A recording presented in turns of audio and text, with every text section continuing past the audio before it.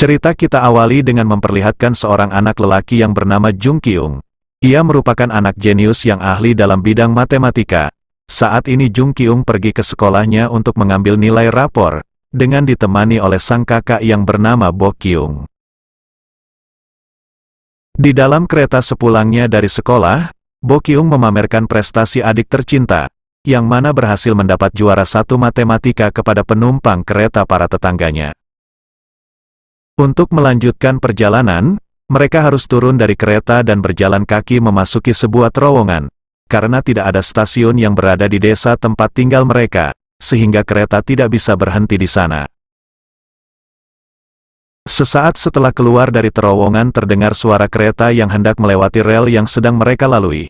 Sontak Jung Kyung, Bo Kyung dan para pejalan kaki lainnya segera berlari dan menepi ke tepian rel yang berada di atas sungai untuk menghindari tabrakan kereta.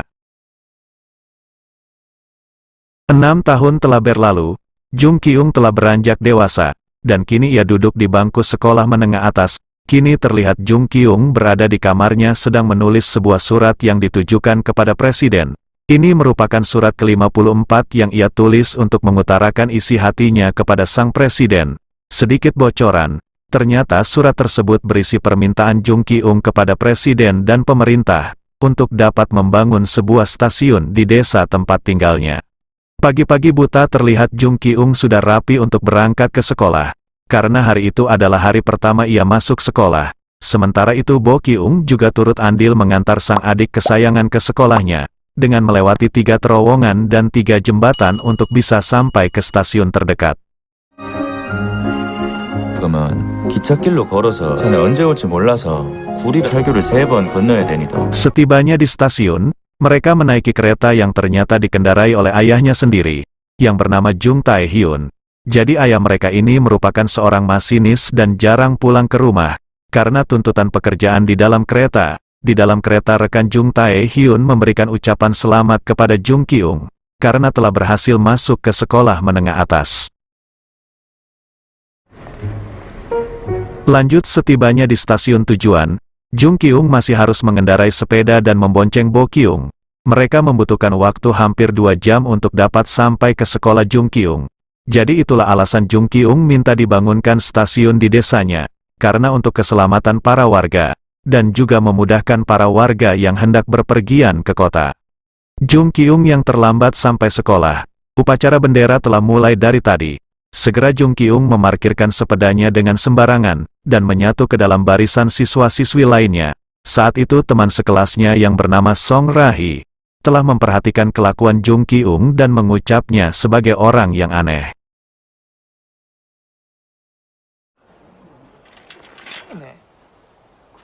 Sesudah upacara selesai, Jung Kyung mengambil gambar bersama Bo Kyung. Fotografer meminta Jung Kyung untuk menempatkan buket bunga di depan badannya, tetapi Jung menolak dan tetap ingin buket itu berada di antara ia dan kakaknya. Berpindah di sebuah kantor petugas perkeretaapian, terlihat kepala cabang kereta api bersama Tae-hyun dan penduduk kampung lainnya, sedang membahas kemungkinan dibangunnya stasiun di desa tersebut. Namun si kepala cabang meragukan proyek pembangunan tersebut, karena stasiun sungguh saja bisa-bisanya diberhentikan operasionalnya, karena minimnya penumpang yang menggunakan stasiun tersebut. Tae-hyun tak bisa berbuat banyak, karena ia hanyalah seorang masinis, dan warga pun kecewa terhadap tanggapan yang diberikan si kepala cabang. Di samping itu, kepala cabang mengatakan bahwa ia akan mengusahakan pembangunan stasiun di desa tersebut, asalkan warga mau untuk meramaikan kembali stasiun terlebih dahulu.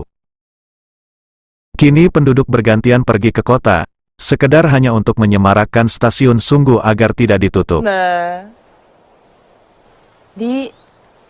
Terlihat Jung Kyung terlihat lagi-lagi terlambat datang ke sekolah, padahal hari itu adalah hari ujiannya.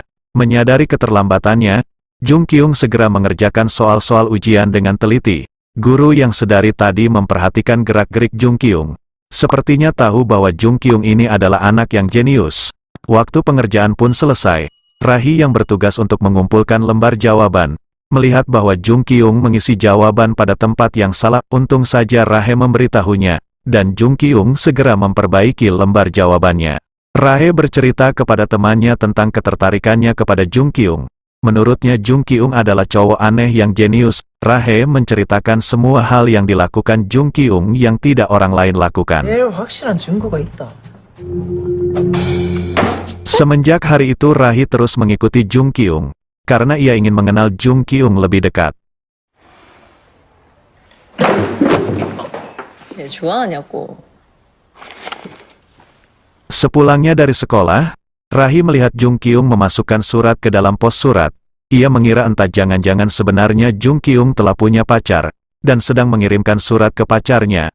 Karena dibutakan oleh rasa penasaran, Rahi dengan sembrono membuka tas Jung Kyung dan membaca surat yang ada di dalam tas tersebut.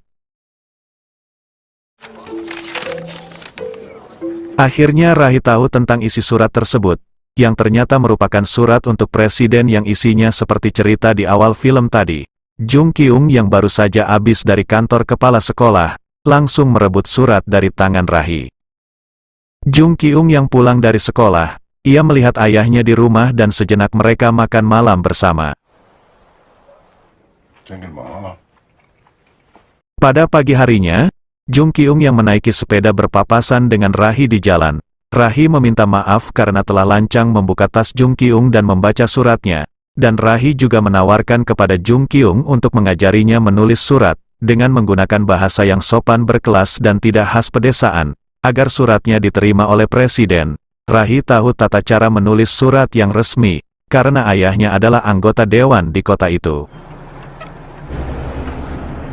Jung Kyung pun menerima tawaran Rahi untuk membantunya menulis surat yang benar. Dari situ mereka terlihat semakin dekat, bahkan mereka sering menghabiskan waktu bersama, seperti bermain dan berkreasi bersama.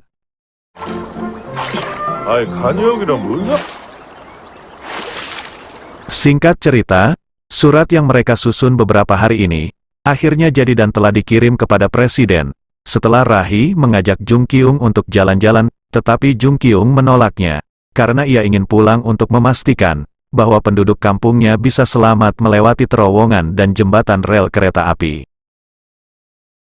좋은데 무슨 Rahi pun memberi ide kepada Jung Kyung, bahwa ia bisa membuat sinyal sebagai penanda jika ada kereta api yang akan melintas, supaya memudahkan para warga kampungnya, dan tidak bergantung kepada pengawasan Jung Kyung lagi. Ringkas cerita, Jung Kyung pun berhasil membuat sinyal penanda kereta api untuk penduduk kampungnya. Agar terhindar dari kecelakaan kereta api, sinyal penanda yang dibuat Jung Kyung adalah memanfaatkan getaran yang ada pada rel. Jika nanti ada kereta api yang hendak melintas dan terjadi getaran pada rel, maka secara otomatis alat sinyal penanda akan aktif. Jung Kyung pun mulai memperkenalkan alat ciptaannya, dan memperjelas kinerja alat tersebut kepada para penduduk kampung.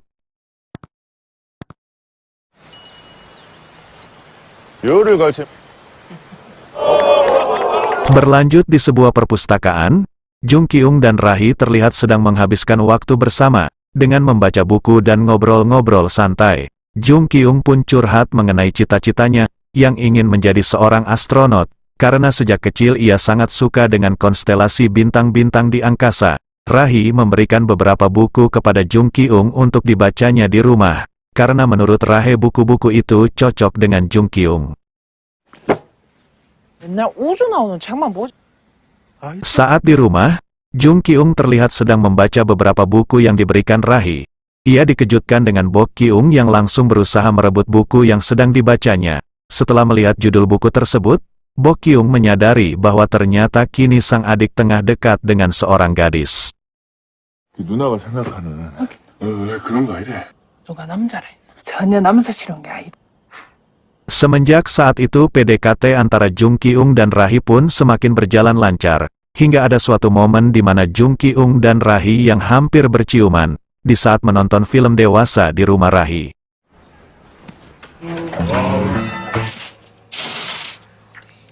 네. 한번 해볼까? 재정신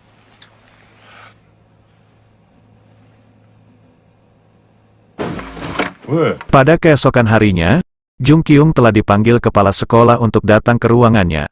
Ternyata di sana juga ada Rahe dan ayahnya.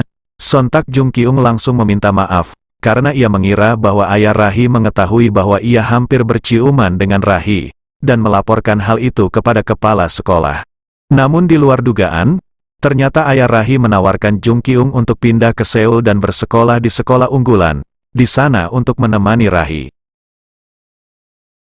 Saat di rumah, Jung Ki-ung bimbang dengan tawaran ayah Rahe, dan Bok Ki-ung menyuruhnya untuk menerima tawaran tersebut.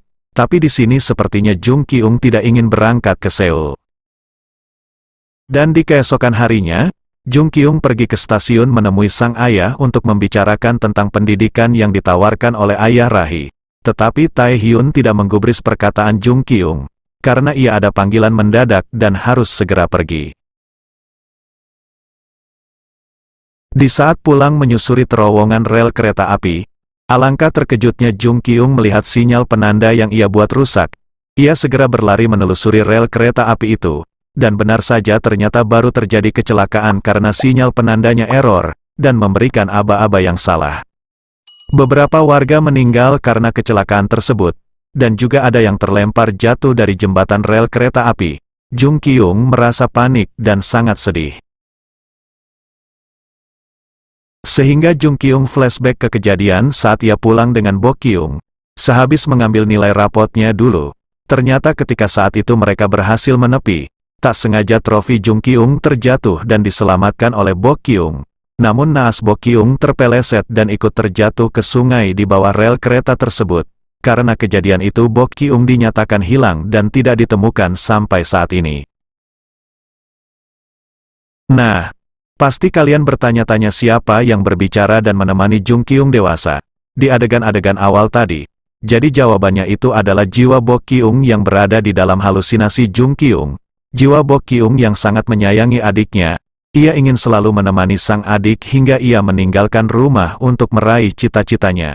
Jadi nanti di saat Jung Ki-ung telah pergi dari rumah itu, barulah jiwa Bok Ki-ung akan pergi dengan tenang, karena tugasnya telah selesai. Namun Jung Ki-ung yang masih merasa bersalah atas kematian Bok Ki-ung, tidak ingin kehilangan kakaknya lagi, sehingga ia memutuskan untuk tetap tinggal di rumah itu, walaupun sang ayah berkali-kali membujuknya untuk pindah, lantaran tinggal di sana tidak akan aman, karena setiap hari harus menantang maut menyusuri jembatan dan terowongan rel kereta api. Jadi kematian sang kakak juga merupakan salah satu alasan Jung Ki-ung ingin membangun stasiun di kampung, agar kejadian yang menimpa kakaknya tidak terulang lagi kepada orang lain. Akhirnya Jung Ki-ung tetap memutuskan untuk tinggal di kampung. Rasa bersalahnya atas alat sinyal penanda yang dibuatnya telah memakan korban, semakin membuat Jung Ki-ung bersemangat untuk memperjuangkan pembangunan stasiun di sana. Berlanjut berpindah pada penduduk kampung yang terlihat sedang ngobrol. Jung Ki-ung dan ayahnya juga turut hadir di tempat itu. Tae Hyun memberitahu kepada Jung Ki-ung bahwa suratnya mendapat respon dari presiden. Ya, seperti yang diharapkan, presiden mengizinkan untuk membangun stasiun di kampung Jung Ki-ung. Namun tidak ada anggaran dari pemerintah sama sekali. Mendengar hal itu para penduduk pesimis untuk membangun stasiun. Tetapi Jung Ki-ung tetap bertekad dan meminta para penduduk untuk bekerja sama membangun stasiun impian mereka. Pada awal pengerjaan Jung Ki-ung diremehkan, tetapi ia tetap bersemangat dan menunjukkan keseriusannya untuk membangun stasiun di sana. Jung Ki-ung terlihat bekerja sendiri untuk meratakan tanah, namun lambat laun para penduduk kampung dan mulai berdatangan bergotong royong membantu Jung Ki-ung.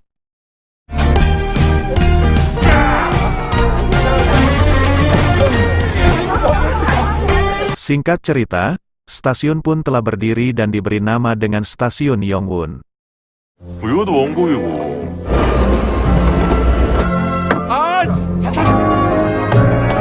Jung Ki-ung yang menjadi inisiator pembangunan stasiun, mendapatkan kesempatan untuk diwawancarai oleh media lokal, di sana untuk menceritakan motivasinya, prosesnya, dan pengalamannya membangun stasiun Yongwon. Singkat cerita ketika kembali ke sekolah, Jung Ki-ung mendapat ujian selingan untuk meraih beasiswa di Amerika Serikat. Tepatnya di Badan Antariksa NASA, ia diberi kartu ujian oleh salah satu gurunya yang mengerti tentang kejeniusan Jung Ki-ung. Tibalah hari peresmian stasiun Yongwon, para penduduk telah bersiap untuk menunggu kereta perdana yang berhenti di stasiun mereka. Namun senyum mereka mulai padam, saat kereta api yang dikemudikan Tae Hyun malah jalan terus dan tidak berhenti di sana. Mengapa demikian? Taehyun hanya mengikuti komando dari atasan. Sementara di sisi lain Jung Kyung merasa kecewa karena stasiunnya gagal beroperasi. Jung Kyung yang merasa kesal, mencoba untuk beradu argumen bersama Jiwa Bo Kyung. 양원역을 용서도 받고 싶었다. Di kantor perkereta-apian, Taehyun merasa marah karena tidak terima berita tentang anaknya disebarluaskan di media. Dari berita itu Taehyun mengetahui alasan terkuat Jung Kyung membangun stasiun adalah untuk membuat ayahnya bangga dan tidak meninggalkannya lagi. Karena selama ini Jung Kyung dianggap pembawa sial dan menjadi dalang dari kematian ibu dan kakaknya. Sementara itu guru Jung Kyung datang menemui Taehyun untuk memberitahu bahwa putranya besok pagi akan berangkat ke Seoul karena ujian beasiswanya akan dilaksanakan di sana. Kini Taehyun yang menyadari tentang kesalahannya selama ini, mencoba untuk membahagiakan putra tersayangnya. 이건 아이를 저렇게 방치해 두는 건 Di malam itu ketika bertugas, Taehyun sengaja memberhentikan keretanya di stasiun Yongwon selama 10 menit, hanya untuk menjemput Jung Kyung yang akan mengikuti beasiswa Amerika. Awalnya Jung Kyung sudah putus asa, tetapi ia kembali semangat setelah melihat ayahnya rela menjemputnya, dan melanggar kode dengan memberhentikan kereta di stasiun Yongwon. Selain itu Jung Kyung juga mendapat semangat yang penuh dari Jiwa Bo Kyung, dan akhirnya Jung Kyung bersama ayahnya melesat menuju ke stasiun pemberangkatannya. Setibanya di stasiun tujuan, sang guru sudah menunggunya dan bermaksud akan mengantarkan Jung Kyung ke Seoul menggunakan mobil. Namun Taehyun meminta agar ia sendiri yang mengemudikan mobilnya. Paling tidak ia dapat memberikan detik-detik akhir usaha yang ia bisa untuk sang putra tercinta. Pada akhirnya setelah perjalanan panjang dan berbagai rintangan yang mereka lalui, Jung Kyung pun berhasil sampai ke tempat ujian.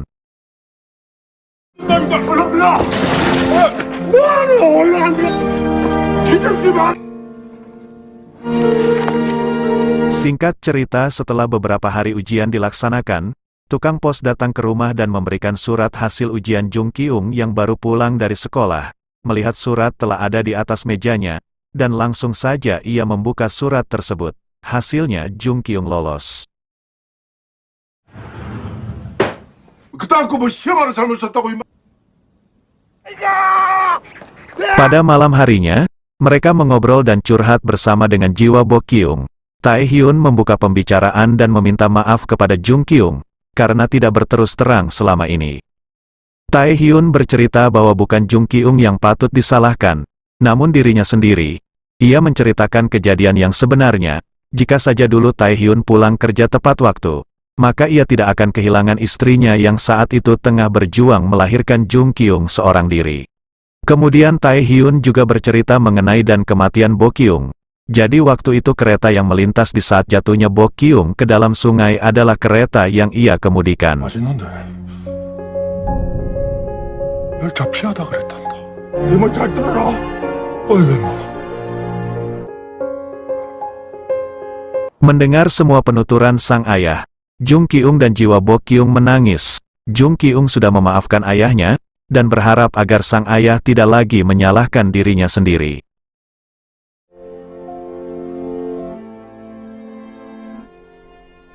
Film diakhiri dengan berfoto bersama di depan stasiun Yangwon. Tampak Taehyun dengan seragam lengkapnya, dan Jung Kyung yang gagah menggunakan jasnya ditemani dengan semua penduduk kampung. Setelahnya kereta berangkat dengan dikemudikan oleh Taehyun. Jung Kyung duduk bersebelahan dengan Jiwa Bo Kyung. Saat ini Jiwa Bo Kyung sangat senang, karena adik kesayangannya kini akan angkat kaki dari rumah dan pergi mengejar cita-citanya. Artinya tugas dari Bo Kyung selama ini telah selesai. Jiwa Bo Kyung pun pergi dengan tenang dan meninggalkan Jung Kyung seorang diri di gerbong kereta Yongwon. Cerita belum selesai ya, masih ada adegan penutup, yaitu di saat sampai di bandara. Rahi datang untuk mengucapkan salam perpisahan kepada sang gebetan, dan berharap agar Jung Kyung menjaga dirinya baik-baik, juga tidak pernah melupakan Rahe. Lalu keduanya berciuman. 연락했다. 네 안 받더라. 편지 Dan film pun tamat. Jangan lupa subscribe channel Mimin ya. Terima kasih, sampai jumpa.